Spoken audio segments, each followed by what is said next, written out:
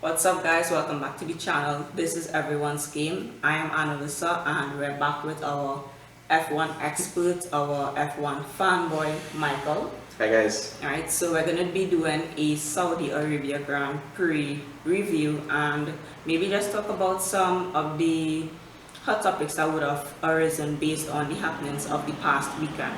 So, overall impression of the weekend, how much would you rate it? What did you think about the weekend as a whole? And also, as a fan, what was your overall take on the happenings of this weekend?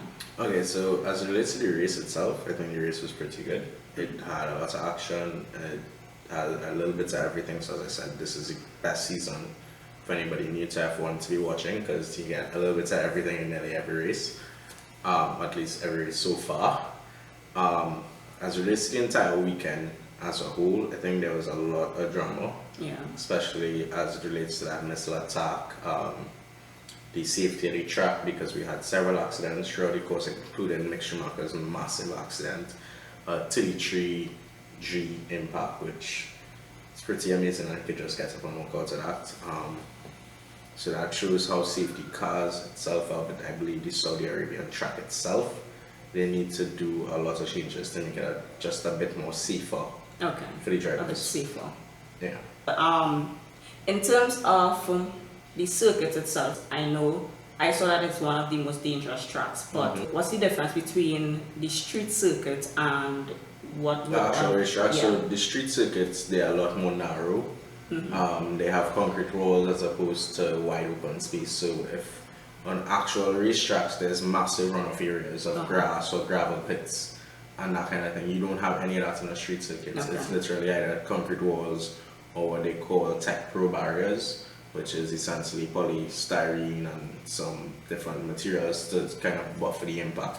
But it's very close right now. It's a lot more difficult in the sense that there's less margin for error. On an actual racetrack, you could go over the curbs and you have some runoff area that you could play with there, and considering putting in like speed bumps so that drivers are deterred from doing that because they could get damaged in the car if they do that. But on a street circuit, for this, you go out of those lifelines, your car gonna hit a wall and you're gonna be the end of the race. So it's a lot harder on the drivers to be on the limit, within the limits of the track, and still push to get the times that they need. And right before free practice 2, we would have seen that there was an attack on one of the facilities nearby to the actual circuit, and that facility is actually a name sponsor of F1 and a sponsor on one of the cars. So do you think the race should have continued, and what do you think about actually racing in Saudi Arabia? I think my biggest concern as it is if the race should have gone would have been to the safety. If it would have been safe not only for the drivers but for also the teams and the spectators. So I think if they had determined that okay, yes, it's still a very safe venue, we have enough mechanisms in place to protect everyone, or the likelihood of something happening is extremely low, then fine. If there was any level of risk, then I think the race should not have gone on. I think thankfully the race went on, there was no situations, no attacks, no anything, so thank God. But at the same time, if there was any level of risk that okay, a drone gonna pass that, then we definitely need to not have this race. I think as relates going forward in the future, I think there needs to be risk assessment as relates to racing in certain locations, given the economic climate and different things, political climates as well in certain locations. There should be a risk assessment of certain locations before actually racing there, and not just go, well, okay, they're offering to host the race and it's money for us. FIA and Formula 1 need to stop thinking so much with their wallets and more with their hearts and their minds. But the thing is, this is not something new. It's not like they went to Saudi Arabia and this was a spur of the momentum. This is something that would have been taking place when they agreed to first start racing in Saudi Arabia, because this is only the second year of them racing there. Actually a few months, because the last race was in December last year. So it's not like this is something new. And what I think I have a problem with is the hypocrisy in a sense, because you removed Russia from the recent what schedule, but and you're also posting pictures like say no to war, all of these things, but then you're racing in a country that is actively going through their political warfare or whatever, and you're continuing to race there, so you're sending mixed messages, and then you're also saying, you know, by racing in these countries, we're bringing awareness to the situation. I know that there are different countries that have a lot of human rights violations, etc. However, I personally think the only thing that brought awareness to the situation in Saudi Arabia the last weekend was the missile strike, and I also saw some reports of a letter that was sent to Lewis Hamilton. Yeah. So I don't think FIA F1 is bringing any sort of awareness to the issues that are taking place. So you're saying we're here and just by drivers racing we're bringing awareness. However, that's not true. I don't support that view, and it's not like F1 or just by being there they are speaking, they're saying that this is what's been happening in the country. I think the actual recent series that does something about something is the Extreme E racing series. Lewis Hamilton has a team, Jenson Button has a team, McLaren recently entered a team. And what they do is they go to these remote locations across the world and they race in like the Antarctic. And they race in these different remote locations to bring awareness to the situation that relates to the youth and stuff. Okay. And when it is they go to these locations, they also do projects. So they went to one last year and they planted, I think, like over 1,000 trees. They actually use one massive ship to go around the world, and it's partially hydrogen powered. Okay. The cars itself are all electric and hydrogen powered. So it's relatively green, and they're pushing towards to raise awareness to climate change and all that kind of thing. Okay. So I think it's probably the only series right now that does the most for whatever target that they choose to meet, whatever thing they're trying to raise awareness about. I think that's the only series that really raises the most awareness and actually does something about it. Okay. Yeah. Great. So moving on to the actual qualifying session, we would have seen Mick Schumacher, him crashing out. Well, that was, that was during qualifying, and Q2.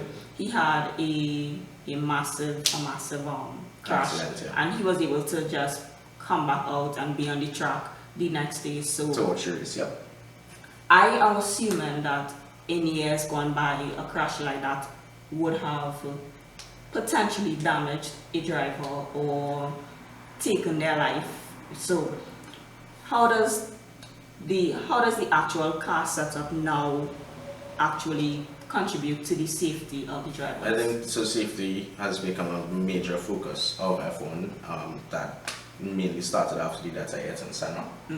And I think the biggest, most revolutionary thing that F1 did in recent times was the halo. And we saw countless times, even last year when it is Max ended up on the top of Lewis, how important the halo is.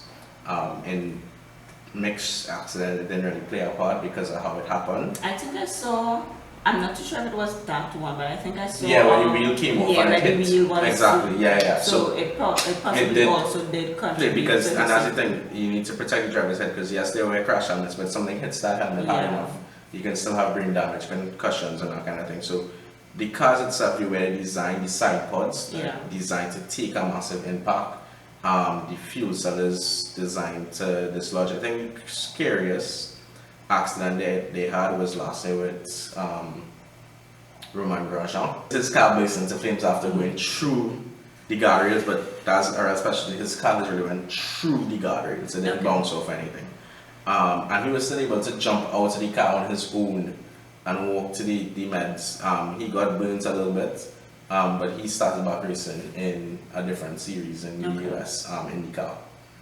Like months later. So clearly, the level of safety of F1 is very, very high right now. What else? What were the most notable moments of qualifying? Right, so the most notable moment and saddest and depressing thing for me was Lewis Hamilton coming out in Q1. The last time this happened was a while ago.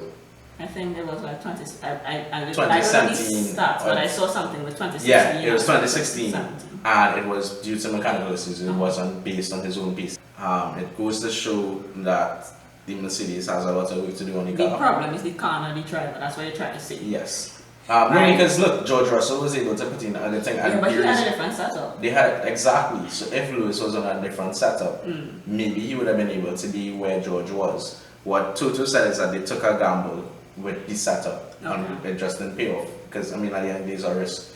Maybe they did that setup, and maybe it worked, and Lewis went pole. But in this case, it didn't work like that at all. So that was the chance that it took. And I was actually thinking about it over the weekend. People were like, so why Mercedes didn't change the setup for the race and then start from the beginning? Jeddah is such a, as we talked about, a dangerous track.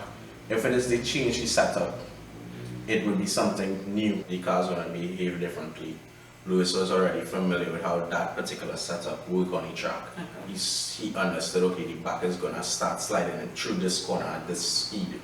If it is a change setup, that's essentially he has to learn how the car is going to behave under that setup. Jeddah is a very punishing track. So to do that in the race may not make sense. It's a risk because, okay, God forbid he did that. They changed the setup.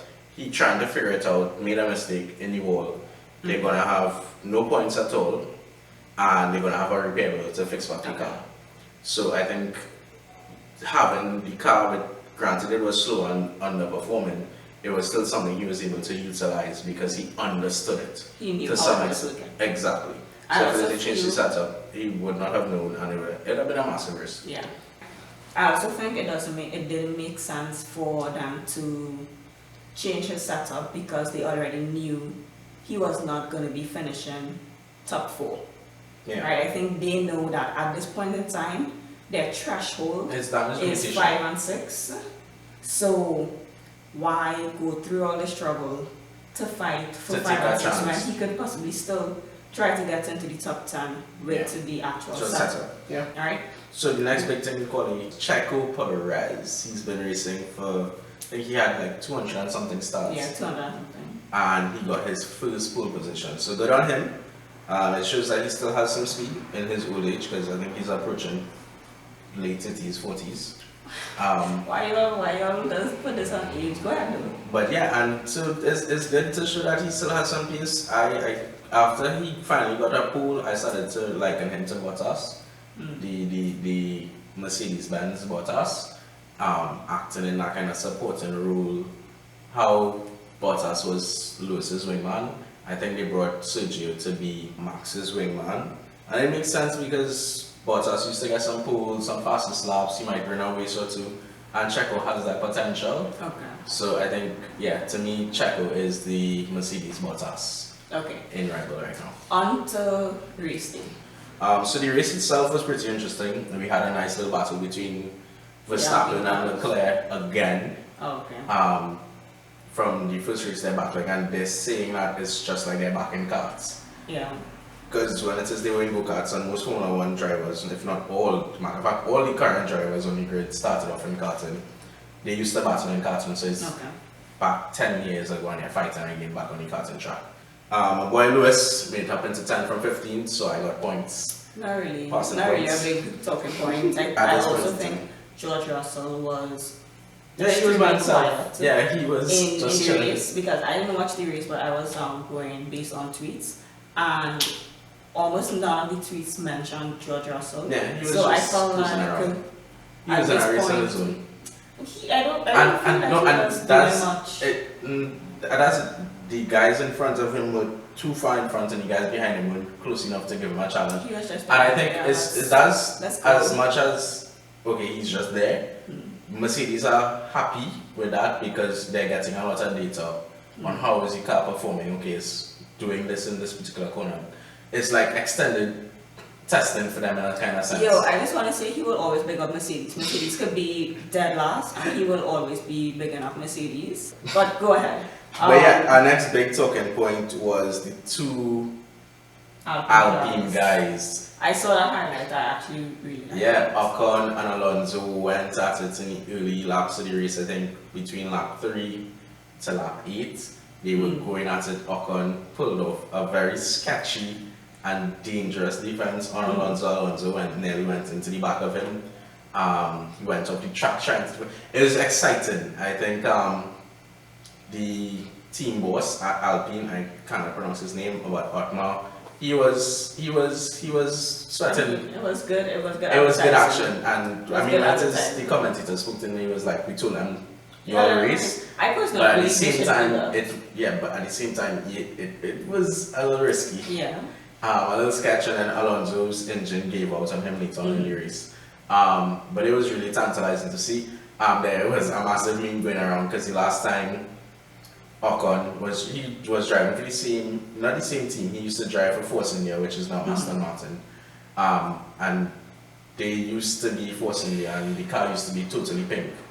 And when he used to race there, he actually got into accidents with his teammate on a regular occasion. So the tweet was Esteban Ocon driving a pink car, fighting with his teammate. Nothing new. Nothing new. Okay. So that was entertaining as well. As it relates to the rest of the grid, I mean, McLaren got an actual finish. Yeah, actually, yeah. Yeah, they were able Norris to get got some points. points. Norris was able to get some points, so maybe McLaren is slowly figuring out their issues, slowly but surely. So we'll see what happens there. I feel like there are 3 races going on. There's Max Verstappen and Charles Leclerc. And we could put The- Sainz in that bracket because of the Ferrari engine. So we can put the three of them. That's three of them battling away. Okay, so the top 3, then there's like everyone in the middle there. They're kind of going at it. Yeah. But then it's everyone who's not finishing. Persons that didn't finish the race that DNF'd, I think there was a lot of overheating issues with them. Saudi Arabia is a hot place to race in. They're still working out the cooling for these cars, especially the revolutionary new sidepodds that they're trying out and that kind of thing to get the cars to cool. Hassle back in the points when it came That's out. the thing. I think I don't have a favorite driver right now. But I also think that with the new set of cars, they're able to set themselves apart now. And I think Haas has done that. And in terms of drivers, I think Bottas has done so that. that is two big things to take into consideration is that based on how the grid finishes, the FIA allows you certain time for testing and development. So say you finish, like how Mercedes finished first, they only got 25 hours in the tunnel. And somebody finishing in the middle of the field probably got like 50. Okay. And These are then- hypothetical numbers. Hypothetical numbers. And then Haas finished last, so they got, let's say, 100 hours in the wind tunnel to help them develop their car. And why Haas is so good this year, or could be so good, is because they didn't bother to develop their 2021 car at all, so they focused everything on 2022.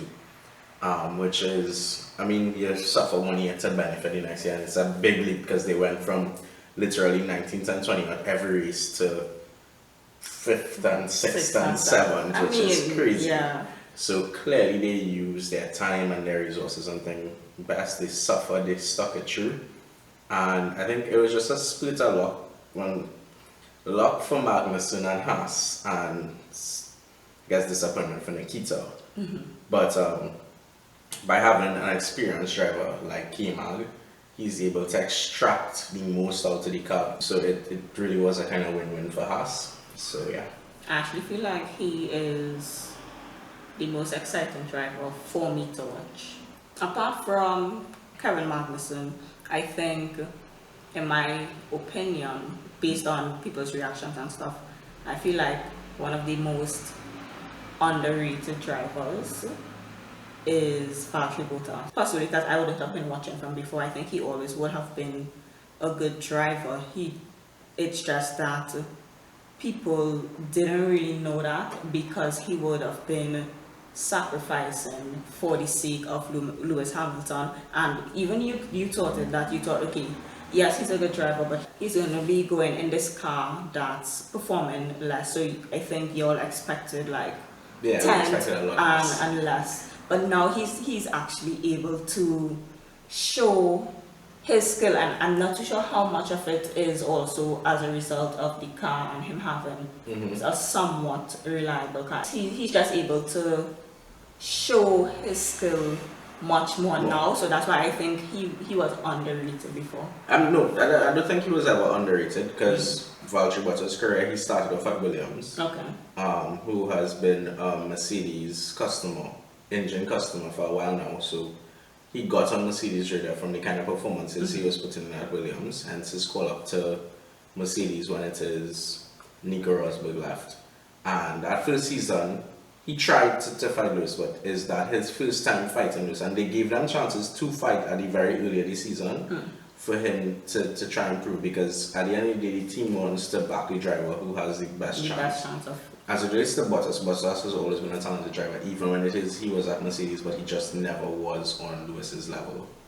And that's not me coming from a fanboy point of view, he just was not there. But he's still a great driver because he could put in pool laps. He could win a couple races like Russia. Russia was his race. Whenever they raced at Russia, he would get like pole or win the race and things because he just really liked the track. Australia was another good race. He was good at something. And if I just remember the start of the 2019 season, or the 2018 or the 2019 season, he came out hard and he won Australia. And he was fighting Lewis for like that first, as I said, the first quarter of the season, and it was really close. And then Lewis just found himself, and that was that. Okay. But so we've never discounted Bottas because there was a race last year. He came out on fresh tires and he was going for fastest lap, and they actually had to ask him to avoid the fastest lap attempt, and he did. But he was still so fast that he still got the fastest lap. That Lewis then had to come and take it back. Okay, but why I'm saying that, I think I'm talking like purely for this season. Yeah, I feel like you guys underestimated him a bit, because I'm not saying that it is, but I think that yes, y'all can see that he is a great driver, but I also think that people attributed it to the car. Yeah, and because Alpha was near to the back of the grid. I think they finished 9th last year ahead of Haas. Okay. And like then they got a good heap of development time in the wind tunnel and stuff. So clearly they use that well. Again, they're powered by Ferrari, so they have a good engine. So that's why we were going based on the last season, why it is we said, okay, Bottas can't really do anything because he's in the Alpha. But Bottas himself has the skill to win races and that kind of thing. Win a championship, not too sure, but he has the ability to win races on podium and that kind of thing on a consistent basis. But we said that based on what Alpha was then. But clearly they have a fairly good car now. Okay. So who do you think is possibly the most overrated driver at this point? Overrated? Yes. Like you're expecting too much from this driver. Expecting too much? I think expecting too much would be Sainz. Okay. I think he had an amazing year last year at Ferrari. It was his first year in Ferrari. He settled in well. He actually beat Charles in the driver's standing last year, I think. I'm not 100% sure. So he settled in really well, and I read an article where they were saying that Charles was upset because they were starting to favor Sainz more because of how he was performing. But clearly they reeled that back in and they put back Charles as number one, as top dog. Because Ferrari has always done that. They have been the ones to always say, we have a number one and we have a number two. Okay. Sainz has a lot of potential based on his last season. We all thought, or I especially thought, that Sainz was better than Leclerc in the Ferrari. But why do you think people are expecting too much from him now? I think in general, based on how he performed last season, we just expected him to come harder than Charles. Based on how he performed last year, thinking that, well, he's settling in Ferrari thing, but clearly the car changed. He's still getting accustomed to the car to some extent. But I think he's still a great driver. He has a lot of potential. He's still fairly young, so and he has a lot of experience as well. Okay. Which team or driver has been your biggest disappointment? I would definitely say McLaren. Okay. After last season, they were fighting for like 14 constructors. They actually finished 14 constructors. and right now they're nowhere near that. Mm-hmm. So I think people are expecting a lot more and a lot better from them, and they're just not showing up. I mean, granted, it's only been 2 races. It's only been 2 races, and Norris was actually able to get any points in this one, so maybe things are looking up. But definitely we expected them to be in the front from the start as opposed to now catching himself into the race. Okay. And Ricardo's still clearly struggling more than Norris. So in terms, that's team. Which driver you say? I can't say Norris because of his car. I would hate to say this, but Lewis. He whispered it under his breath. He was like, simply because George is outperforming him right a little bit. George to take over. No, not going to happen. So long as Lewis is there, he will have priority in the team. It's just that first race he was able to get a podium. Second race by accident. I mean, go ahead. He was able to get the podium, and even then, FP1, FP2, George was faster than him. FP3 too, I think, but quali he beat George. It's just maybe consistency, but I think it's a lot of it has to do with the car. As it relates to the race on Sunday and Lewis, it was really because of the car setup and actually, quali. I have a question in terms of that, right? Do you think it was a good strategy for Mercedes? Do you think they had a good strategy this weekend? I think on paper, it was the right thing to do. In that they left him out when the ceremony was coming in for their pit stops because he was on hard tires. The whole point of putting him on, starting him on hards, is that he could go longer than everybody else. So that worked there around those first rounds of stops. I think they should have pitted him maybe a bit earlier as opposed to waiting so long. It was becoming unfair that he wouldn't have a pit stop. At all, but I know the worst thing would have been they'd have waited too late. Pit stop just so that they could stay within the regulations and not get disqualified and then he not have time to make back the places. Yeah, he does. So I honestly think they should have maybe stopped him a little earlier and put him on medium tires. I think they did. They did put him on medium. Yeah. But that as well, why not just put him on the soft tires?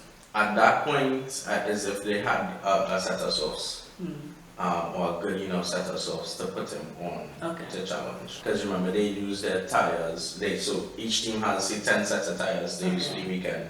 They use it in free practice 1, 2, and 3, then quali.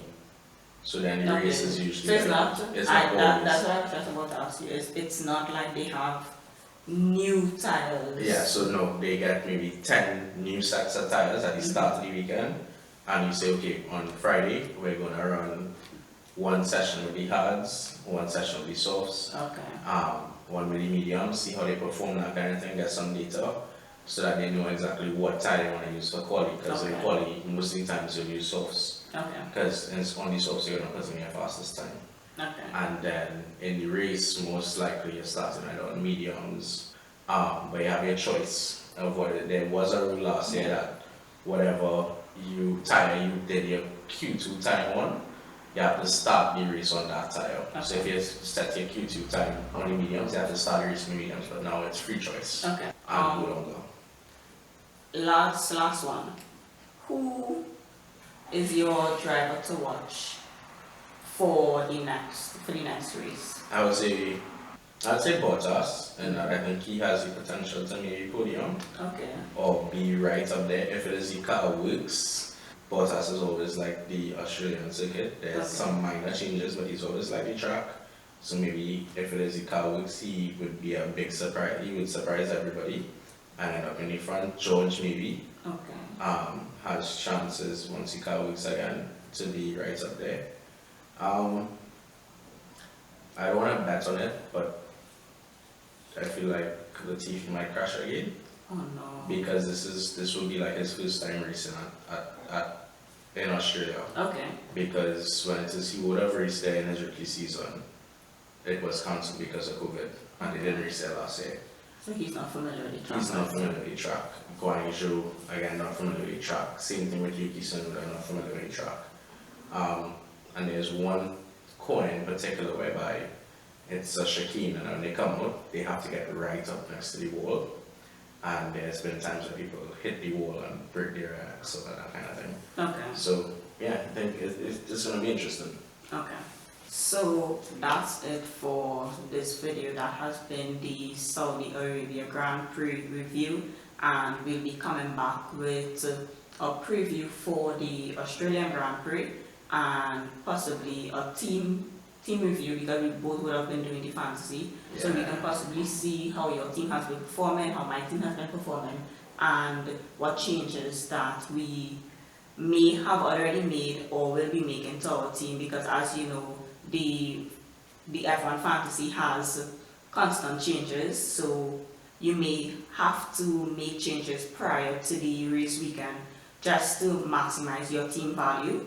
But I'm hoping, I've already seen a lot of changes being made, but I'm hoping people wait until the actual race week to make more changes, because it's 2 weeks in, and you only have 3 free transfers and 6 transfers in total, but I know a lot of people might be playing their wild card as well. Yeah, I saw I was actually watching the stats today, people in Trinidad with like 500 and something points because they did their wild card on Leclerc last week.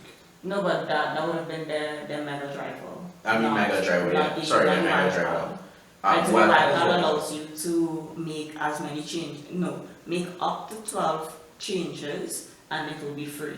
So people, like, there's 2 weeks, so a lot of people might have signs raised.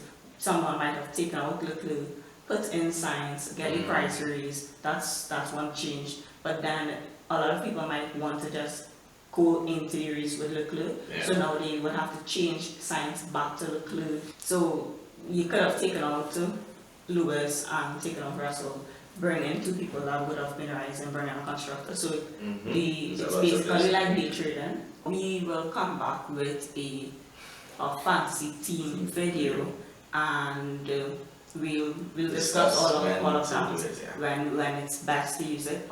This has been the Saudi Arabia Grand Prix review. Thank you for watching. Please leave your comments down below. Tell me if you agree with his picks, and just continue to support this channel.